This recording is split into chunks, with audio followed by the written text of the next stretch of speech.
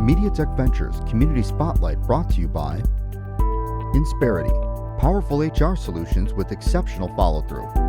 HR that makes a difference. All right, ladies and gentlemen, welcome back to another episode of Community Spotlight. I'm your host, John Zazzaro, president and co-founder of MediaTech Ventures, here with the one and only Elijay May, CEO and founder of Robotics and also the Experience firm. How you doing? Glad you could be here today. Well, Johnny. How are you today? I'm good, man. It's funny. I always go through those intros, but I've got great relationships with everybody, and it just sounds like I don't. But anyway, it's not like we don't talk every single day or anything like that. Once in a while. So a lot of people see what you do, but one of the things that, and what I love most about the Community Spotlight series is getting to know people for more of who they are and how they got to where they are. And you have an extremely interesting story, starting all the way back from really focusing a little bit on human behavior and PR that kind of brought you to Hollywood, LA. And so I'm kind of curious as to what got you interested in human behavior enough to go study it in college. And then how did you apply that out of college to look for something interesting to do with it? Well, you got the order a little bit wrong. So I went to college to become a mechanical engineer, season machines. I was interested in robots coming out of high school. I was a math nerd. I used to go to the math competitions and, win prizes and stuff. And that's what I thought I was going to do with my life. I was going to go to college and, just get deep into engineering, try to figure out. I was really interested in things like advanced prosthetics, ways that we could use, machines to improve human life. The short version of the story, which is true, but cuts through a lot of the details, is I realized that most problems are not mechanical problems. Most problems are people problems. And I started taking classes and things, I was, as a freshman and sophomore in college, I was taking electives like psychology, philosophy, theater, film, trying to understand, the broader perspective on why people do what they do. And what was interesting to me is I was the only one that I knew of who was taking such a broad spectrum of electives. And I found that on one particular day, in my psychology class and in my communications class and in my theater class, all on the same day, we talked about the exact same subject. We talked about the same books. We talked about the same dynamics. And I know that none of these professors talk to each other. And it was really fascinating to me. And I've since witnessed it, as a professional consultant, that it's like if you read all the greatest or most highly recommended business books, they're all saying the same stuff, right? It's just, there's going to be the same core truths in all those books, or more to the point, you're able to find the core truths by figuring out what they're all saying. And that epiphany in college made me want to go deeper. And that's why I kind of shifted gears out of engineering. I mean, don't get me wrong, I was a horrible engineering student. There's more to it than just a love of human behavior. But I became deeply fascinated with why people do what we do and our perspective on why people do what they do. And one day an advisor asked me what the hell I thought I was doing. And I don't know. Taking classes that look interesting. And so we sat down and figured out how these things were connected. And we landed on human behavior. So fast forward, I can appreciate that. But that's such a interesting focus that is applicable to a lot of different industries and a lot of different things that we do. What made you go down the route of entertainment, and what was it about entertainment that kind of drew you in? Dumb luck. If we're being honest. I was taking theater classes, and at one point, I was doing some acting and, getting some attention and, being told I should go do the whole Hollywood thing. I got a couple of doors open for me that I'm not entirely sure why I didn't walk through them. I mean, I had a couple of big opportunities, but out of the blue, I literally got a call from, I had been a lifeguard at USC, and my old boss called me and said, I think someone in the PR department wants to talk to you. And I was like, okay, like why? And I say, I think they could offer you a job. Okay. I had been working as a lifeguard on a movie set, and I broken up a fight between like a director and some big shot on campus. And out of the blue, I get this call, and I get offered this job as a liaison between USC and the film studios, which I did for 8 years, and it was an unbelievable job. And it opened all kinds of doors and introduced me to all kinds of people. And you talk about learning about human behavior. Oh my God, you've got an industry that's built almost entirely on ego. And I mean, it was, I mean, no joke. It gave me a tremendous opportunity to just understand. Okay, I see how these people work. Once you know how people work, once you know what the levers are, you have so. I mean, quite frankly, you have so much control. Um, there's a whole ethical question there about like if you know how to control people, should you? But we won't get into that one right now. But I was just rereading Predictably Irrational by Dan Ariely, and he talks about that exactly, and also Flip the Script by Oren Klaff, two books that are in totally separate sections of the bookstore, and yet they're talking about the exact same thing, which is you understand the levers, you understand why people do what they do, then you understand how to get people to do what you want them to do. And what's the expression with knowledge comes responsibility or something like If yes, Superman, I think it's slightly different. that? But Spider-Man, whatever. so why ultimately walk away from the entertainment industry? Seems like you were kind of on the up and up, right? You had those doors open. They offered you the PR gig, right? So you focus a little bit more on kind of the human element of it, but at the same time, still very much so associated with that. And kind of walk us through what ultimately brought you to Central Texas and what that transition was like, because LA is very different than Austin. Yeah, that's a fact. Um, I used to say, really not joking. I had the second best job on campus. Pete Carroll had the first best job, right? Then I had the second best job, and I got to do whatever I wanted to do. Um, I had so much freedom and so many different things that I got to do in the course of a week. And I mean, I after a while working in the business, and I could show up on a movie set pretty much anywhere in Hollywood, and I would know people, and they would know me, and I had this really kind of exclusive access to the business that most people never achieve. And that's all pretty crazy from a kid who was homeless in high school, and then this is only 4 years removed. And like anything, it doesn't matter how good something is. I got bored with it. And I just remember walking up the steps to my office one day and thinking, if I never walk up these stairs again, I will miss it. And that was it. And I went home and talked to my wife, and we were having a baby. And she said, I'd rather move somewhere else. LA is so expensive. And we, were able to come out to Austin. We were those people who came from LA and bought a house and drove the housing prices up, because to us, the housing prices were ridiculous. We're like, they're practically free. Like, we're at a place at the beach where it costs 5 times what our house cost, and we didn't own it. We were renting for more than our mortgage is now. So, Wow. it was a no-brainer. We just decided to pick somewhere where we also, I worked in the business, and I realized, like, if we raise a kid here in LA, that's their worldview, and I don't know that you can undo that. I don't think that you should do that. Some might argue that's abuse.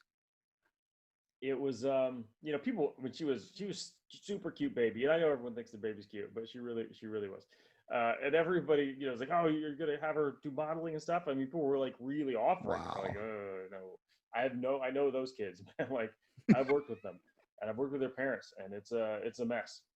And we just realized that if we could, in the short time that we were in LA and had some success, both kind of like look at the cars we were driving, the place we were living, we're like, we gotta get out of here. Like, we need to go somewhere where it's more grounded. And we picked Austin. Actually, we just started asking around, and it was one of those things like 5 people in a week all recommended Austin. So we're like, And what year was that? It was 2006. We started looking. Not long after our daughter was born, in the beginning of 2006, and we moved here in November. So 2006, LA to Austin. what what for first of all, and again, Austin was a much different place back then.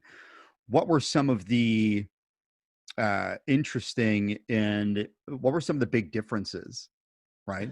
That, you kind of walked in, well, similar to, how Paul kind of talks about being in the Valley and then coming to Austin, and it was, oh my God, what's happening here? Yeah. What was that experience like for you? And how did you take this incredible experience and background in LA and kind of apply it to what was happening in Austin? No, it was brutal. I couldn't figure it out for a long time. It was not long before I was like, I've made a huge mistake. So part of the reason we picked Austin is because we're looking for cities elsewhere in the United States that have a burgeoning entertainment industry where you could go and be part of it.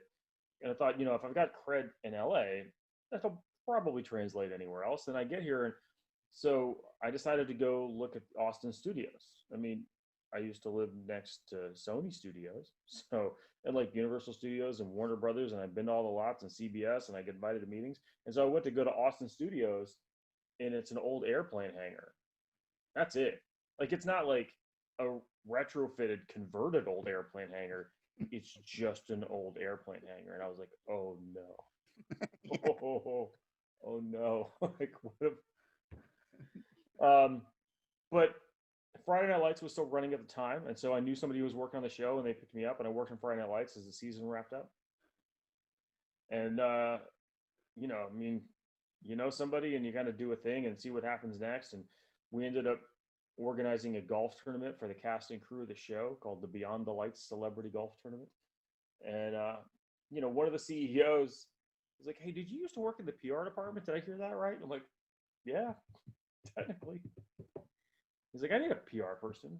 I'm like, all right, let's do that. And my thought was I had no applicable, like the kind of stuff he was looking for. I didn't really have any experience in, but I thought, how hard can it be?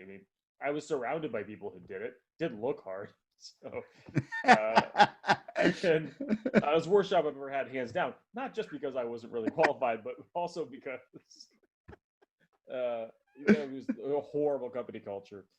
We were spending all the money, and it wasn't working. And I was in charge of all communications, so PR, marketing, and I had a enormous marketing budget for a startup, absolutely enormous. I was spending money in every station and every publication in Austin, which was a good way to meet people. But other than that, it was pretty horrible. That lasted like 9 months. Just blasting through budgets. Blowing money. The CEO's accountant kept calling him and begging him to shut it down. Shut it down. You're rich and you're not going to be for much longer. Shut this down.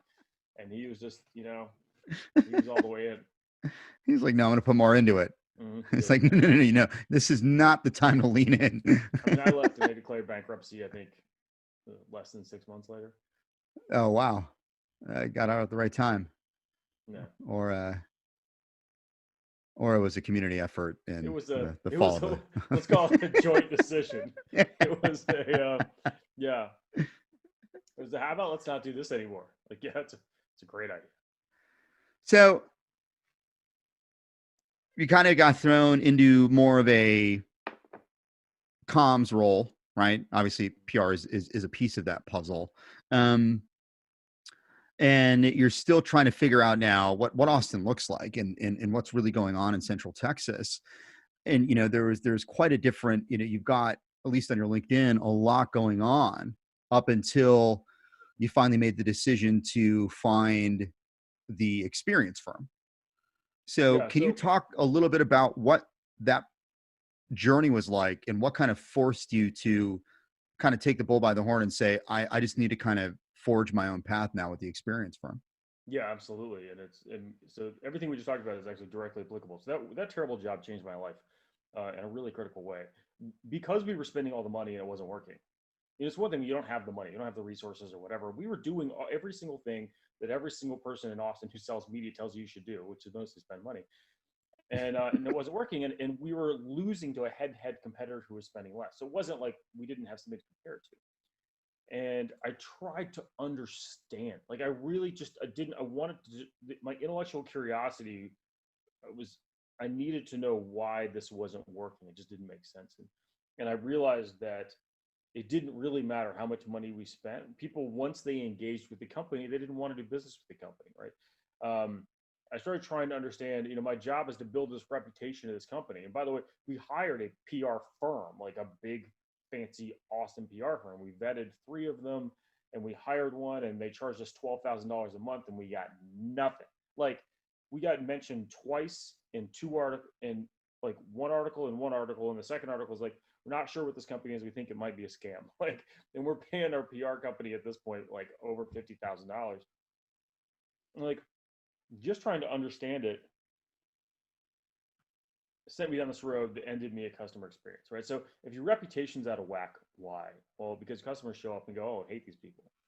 Okay. So if I want to be really good at PR, I guess I got to get good at customer experience, I guess. Like, and then like if your customer experience is out of whack, like what's that about? Like, well, that's generally your culture's out of whack. You don't treat people well because everybody here is miserable. They don't know what to do. And then, ultimately, and then being a leadership issue, which is how I stumbled, as they say, ass backwards into management consulting. But definitely that particular experience sent me down this road that made me believe that customer experience is the thing that makes a company most profitable. Like I became convinced of it. Like we had secret shops to the competition, and it was really painfully obvious what the difference was between them and between us. And I finally just got sick of trying other things and said, this is what I care most about. This is what I want to focus on. I want to focus on designing experiences that are awesome. Whether that's experiential design, meaning, experiential marketing, meaning like sort of a one-off experience, or like this is your day in, day out experience as a customer, which is more of an operations thing. So it's interesting you say experiential, because I think that if you were to ask 5 people what experiential means to them, you're going to get 50 different answers.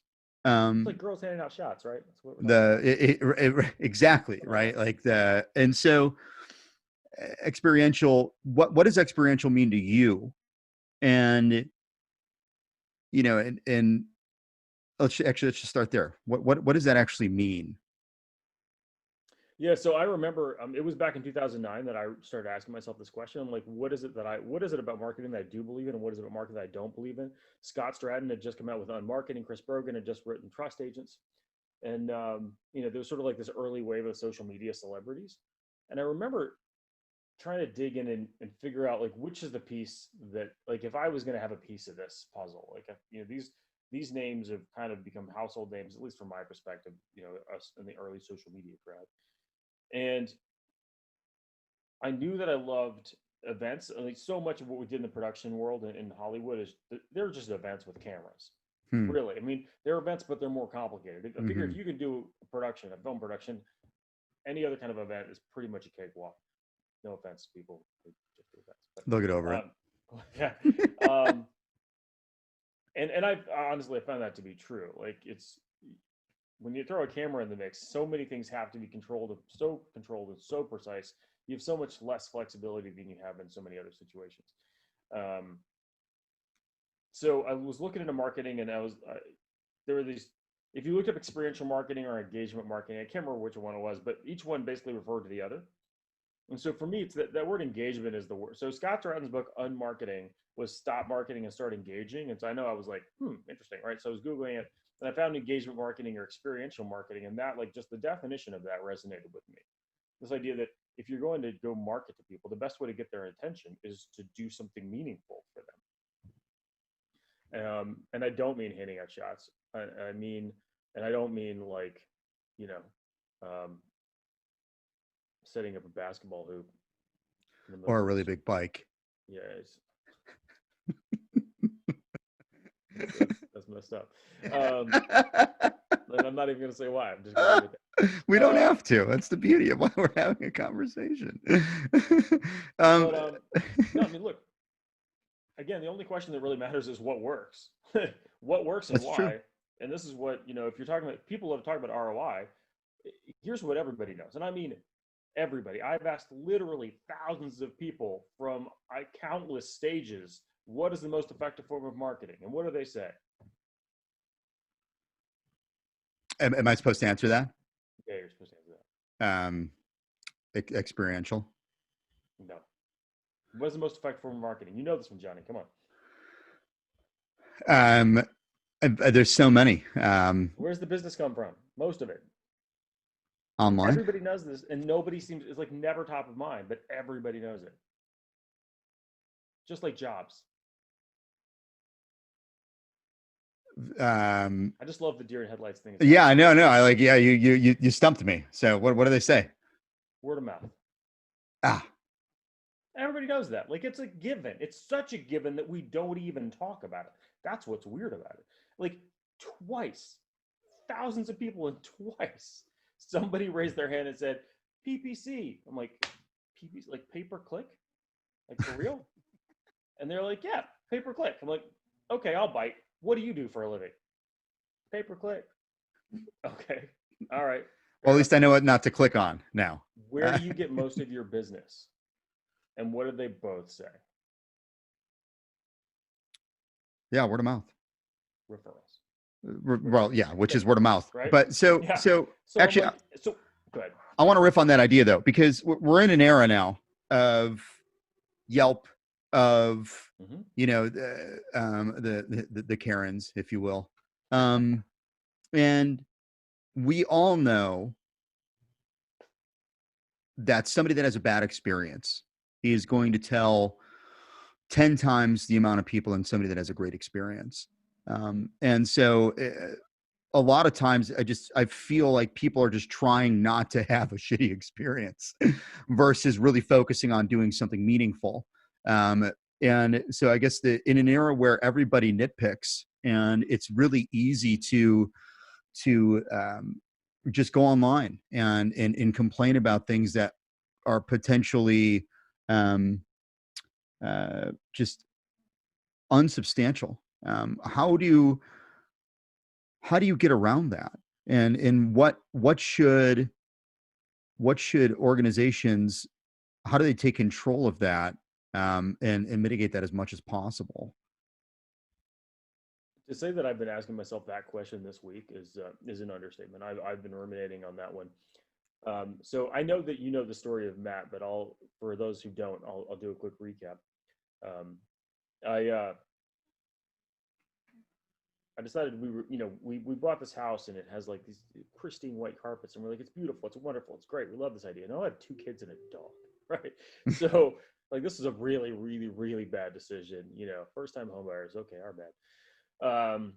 And so we started looking around, and every once in a while you get some Valpak, some garbage in your mailbox. There's like a coupon in there for a $99 carpet cleaning. We're all familiar with this. And, you get, and they're all called like the Steam Team or the Dream Steam thing or something. Like they're all the same name.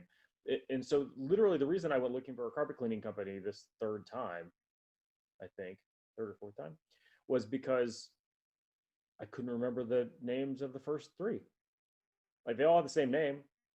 And so I just Googled carpet cleaning and I found this carpet cleaning company not that far from me that has over 500 5-star reviews. Like I'm looking at Yelp and they have 5 stars. I'm like, that's not possible, right? Because as you say, people go to Yelp to complain. So how is that? And they have some bad reviews, but they're just drowned out by the good reviews. And I called them up and I'm like, I guess I need to schedule a carpet cleaning with you guys. And they gave me a quote and it was like more than twice the Valpak thing. I'm like, well, that's stupid. I'm not going to pay twice, what everybody else, that's dumb, right? And so I'm like, all right, thanks. And I hung up. And like, they didn't argue with me. They're like, okay. I'm like, so I called back and I'm like, why is it worth twice as much? And they're like, we do things the right way or whatever. And I'm like, I was just like, I don't, okay, fine. Like, I don't understand, but okay, let's see. And so they come out and this guy just like, I won't get into the details, which I know you've heard before, but they just, who could think that carpet cleaning could blow your mind? The guy comes, he's clean cut, he's well dressed, he's happy. Like I'm like, talking to him, asking him questions. Like he's just trying to do his job. And he's like, we've got like a crazy heavy, stupid dining room table that we inherited that's like ridiculously heavy. And I'm like, let me know if you. Usually they're like, we don't. We'll clean around it, but we're not moving your stuff. And I was like, hey, let me know. I want to clean under the table. So like, let me know when you need some help. He's like, Yeah. I got it. I'm like, you can't move that by yourself. He's like, yeah, I can. And he pulled out these little furniture moving dolly pad things that like everybody's seen for $19.99 on TV. And I'm like, oh yeah, like literally anybody could have done that, but nobody ever did. And in every other instance I'd ever had someone come to clean the carpet, it had been two people. And this is one dude who did a better job. And I'm like, the whole thing, it blew my mind so much. And I'm again talking to him the whole time, not letting him do his job. And he's being super cool about it. And I know they get paid per job. And as he's leaving, I'm like, hey man, um, can I talk to your boss? That's not usually something you say when you're happy, right? And he's like, absolutely, I'll have him give you a call. And so this guy calls me later, and you could tell from the call. He's like, my technician was out there, and I guess he said you wanted to talk to me. And I'm like, yeah, I want to know how you do it. Like, I don't understand. Like, I just paid you guys more than twice what I've ever paid anybody else, and I'm over the moon. Like, I paid you more than twice, and I'm so freaking happy. Like, what kind of mental like ninja? What have you done here? Like, how have you? And so I've sensed now that I kind of understand it, and like Matt's the owner of the company, and we've become friends. And like I've gotten to know him over the years, and I know that he used to work for one of those terrible companies where they just treat people badly, and just said like it just shouldn't be like this. He literally took all of his life savings and bought one little van with a busted down carpet cleaner and started going around cleaning people's carpets for free and giving them a bottle of champagne. Like he invested his entire self in just trying to figure out how to make this experience better. All that he could. And so as I'm starting a robotics company, a recreational robotics company, and I'm trying to figure like we don't have all of the resources that when you're a big company you can afford to throw some money at your customers, but right now we're coming out of the gate. How do we do what he did? How do we just commit everything we have to making the customer experience extraordinary? And what I love most about it is now that I know him personally, is I know what an imperfect person he is, and I know how hard it is for him. And I know, struggles with turnover, like all small businesses kind of have to deal with. But he has had people like the guy who came and cleaned my carpet, like, I don't know, 6-7 years ago. He's still there. He's a general manager. Like, and I've gone and had beers with those guys and really gotten to know them. And, the point is, if you can do it, if you can impress people with carpet cleaning, like, people are like, well, we can't, this is just the way people love to say this is just how this is done. Like you deal with car dealerships, like, well, I mean, this is just how things, like, this is how people do it. Like, why do you rake people over the coals when they try to get an oil change? Well, it's just how the industry works. We have a sheet. We're supposed to mess up one thing in your car every time we repair something. It's exactly. It's the code. That's the code. So that's super interesting. And I do love that story and that example. And Stat, I never actually got to hire them while I was in Austin. But maybe they'll expand into Illinois at some point. So now you're with the Experience firm, and fast forward where you began your journey and interest in college now has resurfaced in Roboters. And so I'm curious, why now? Why robots?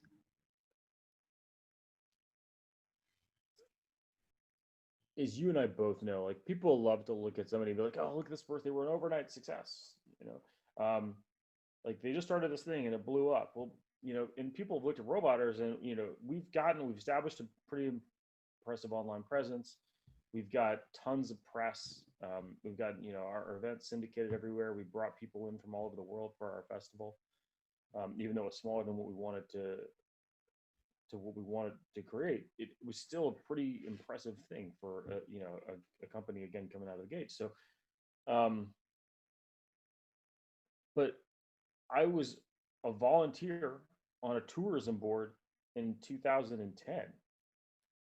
And I went to a tourism board meeting and I sat there and we talked about all the things that we were doing and not doing. And I went, oh, I think I see the problem. There's nothing for people to do.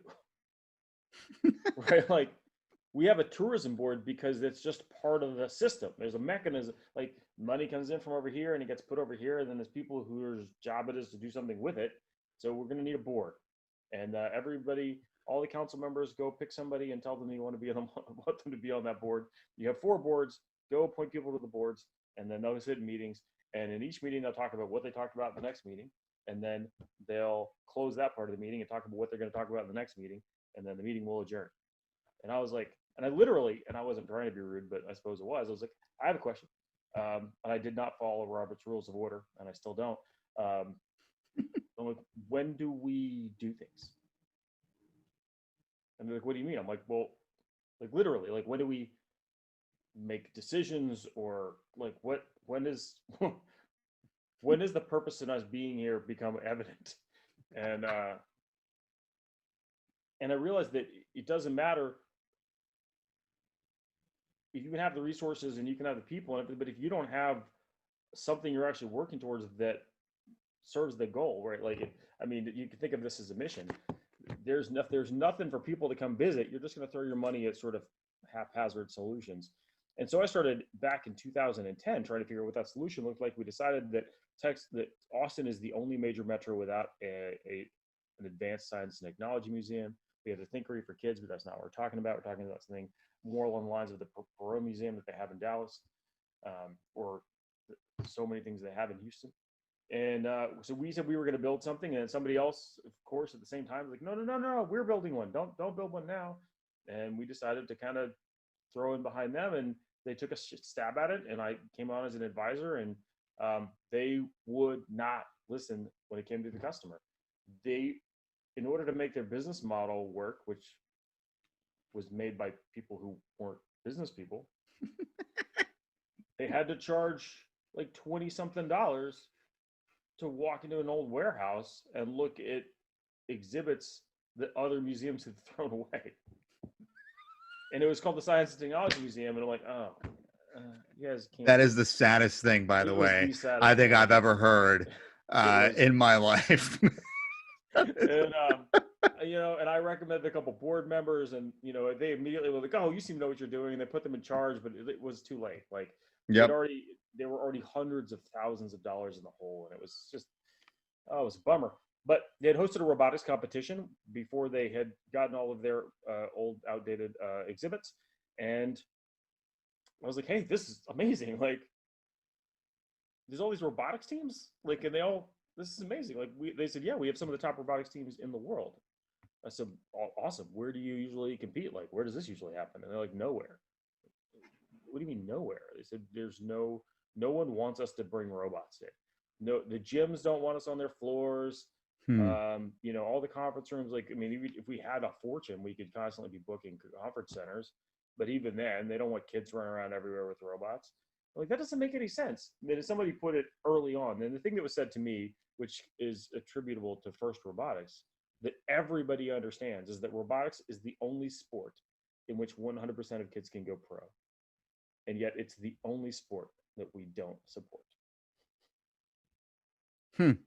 Makes no sense. And so the idea, once the Texas Museum of Science and Technology went the way of the dodo, I got invited to yet another committee to sit down and talk about what we need to do for the region. And I said the same thing we needed to do in 2010. Like, literally nothing has changed.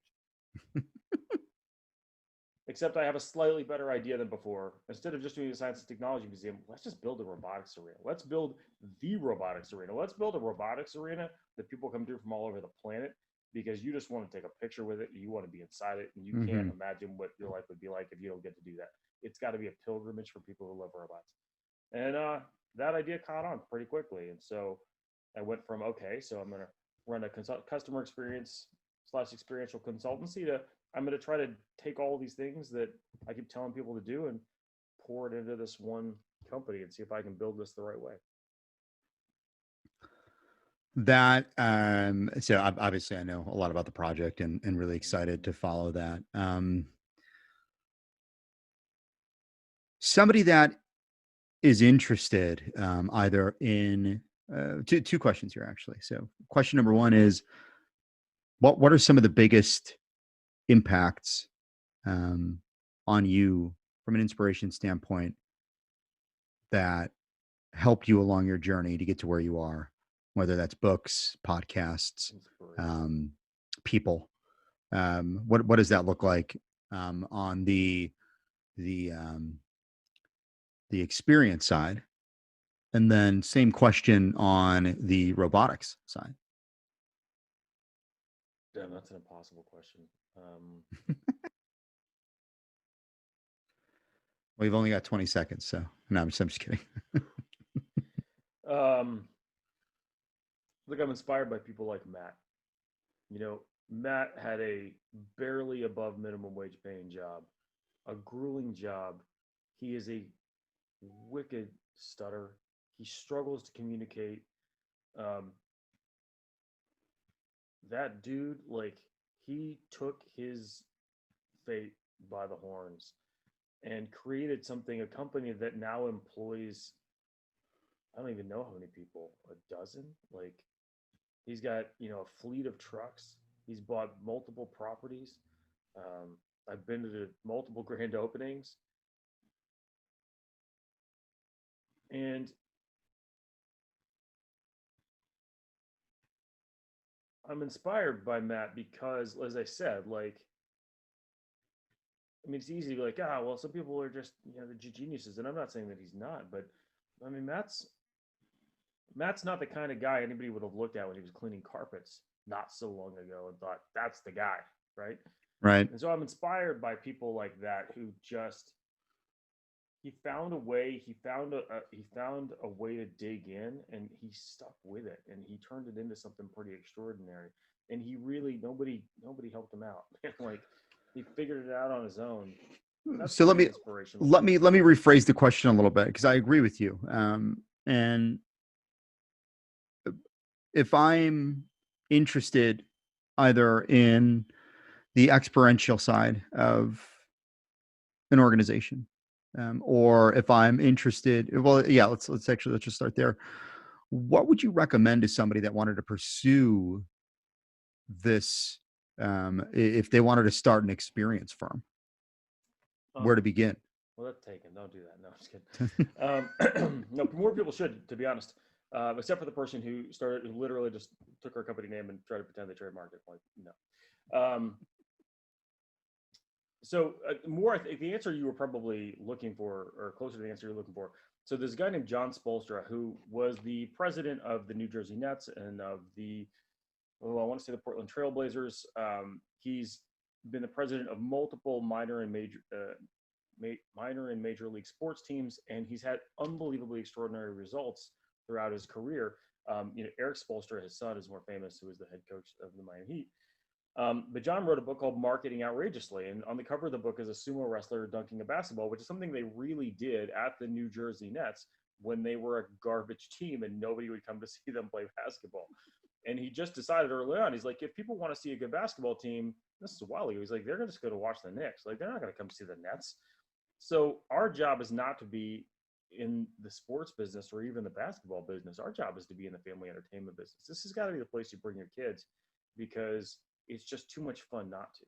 Let's just get people here. Mm, And he took them from never sold out a game to sold out an entire season. mm. Again, without a great team. And so early on, when he came in as a consultant, he said, what do we need to do? They said, we got to sell more tickets. He's like, how do we sell more tickets? Like, we got to win more games. Like, how do we win more games? He's like, we got to get better players. Like, how do we get better players? We're going to have to spend more money. He's like, where do we get more money? We have to sell more tickets. It's like, okay, I think I see the problem. And I was so blown away by John's book by Marketing Outrageously that I looked him up and I like emailed him out of the blue and I'm like, I have so many questions, things that are like he doesn't talk too much about customer experience in the book, but I'm like, I feel like it seems like it fits right in there. And he called me back and we ended up having a great conversation. I've now met him a couple times.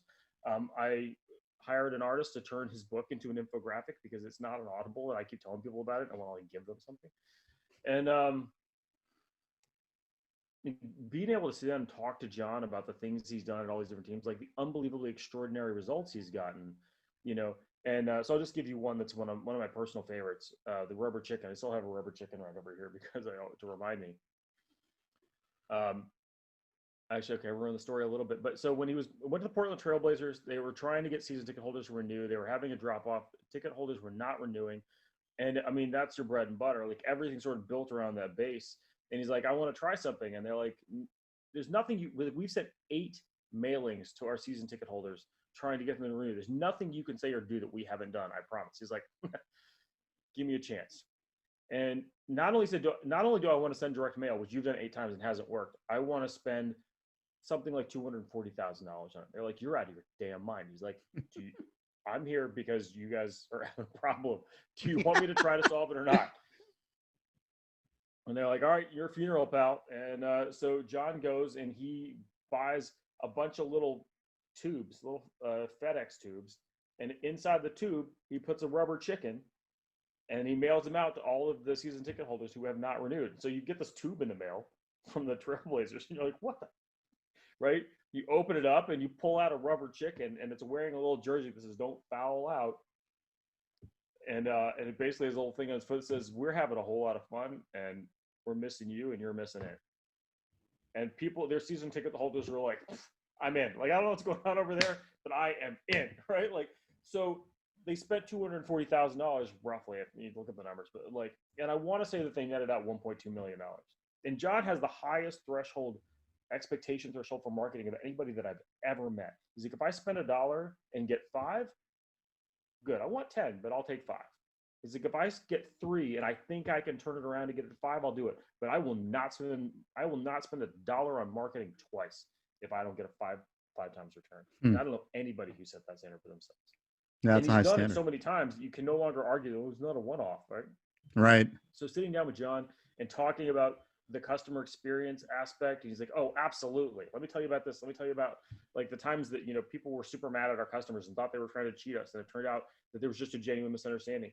Here's another favorite. And I know we're probably running out of time here, but he typically in a professional sports team, like the visiting team's locker room and their basically everything that you set up for them is less than what you give your own team, right? Because you want to let them know that they're not as important as you are. It's like supposed to psych them out or some BS. And he said, I do the exact opposite. He's like, our visitor locker rooms are as well appointed as our home team locker rooms. Our towels are the best towels in the NBA. If you play for a different team, I want you to take my towel home and hang it in your bathroom. That's what I would. And he said, players would literally be like, I want to come play for you. I'll take a pay cut. I want to play for somebody who treats people this way. When they're frustrated with their team, with their coach, whatever, with the culture, with the dynamics, they want to come play for John. And so like who would have think towels could save you millions of dollars in salary? But John just gets people. He understands that like what people want is to feel cared about and to be like, they want to know that you're trying for them. And when you do that, like they will keep coming and keep coming and keep coming. And that's how he continues to crush it. And here's what's crazy to me is he wrote books about it. Like when I first read this book, I had 2 thoughts. I'm like, everybody in the world should read this book. And also, I hope nobody else in the world ever reads this book. Like all the secrets are in here. Well, now the secret's out. So thank you for that. Yeah, no, for sure. Listen, I mean, I still have probably 10 copies of Marketing Outrageously. I've given away dozens. I mean, I bought them when I went to meet with him. He was speaking at a conference and they're like, they gave everybody their book. And I said, how many books do you have left? They're like, I don't know, like 30 maybe? I was like, I'll take all of them. Nice. So we are with John. Yeah. Oh my God. Yeah. Much needed and overdue for sure. We are coming up on time. I have a couple more questions for you. This is my favorite question that I love to ask everybody.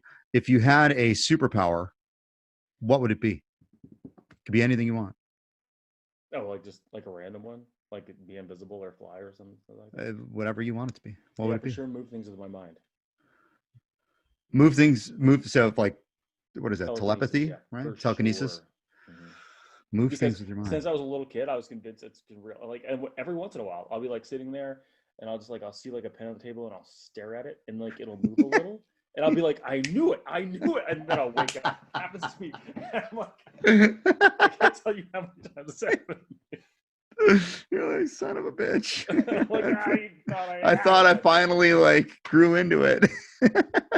You totally talk to yourself. Just imagine the things you just mess with people. I'm sure there's some really positive use for that power too. Right. Just Yeah. like You got to get all the mischief out of the way first then, right? There was that quote you had earlier that Superman would probably quote differently. Yeah, great power, great responsibility. That's right. Something like that. That's right.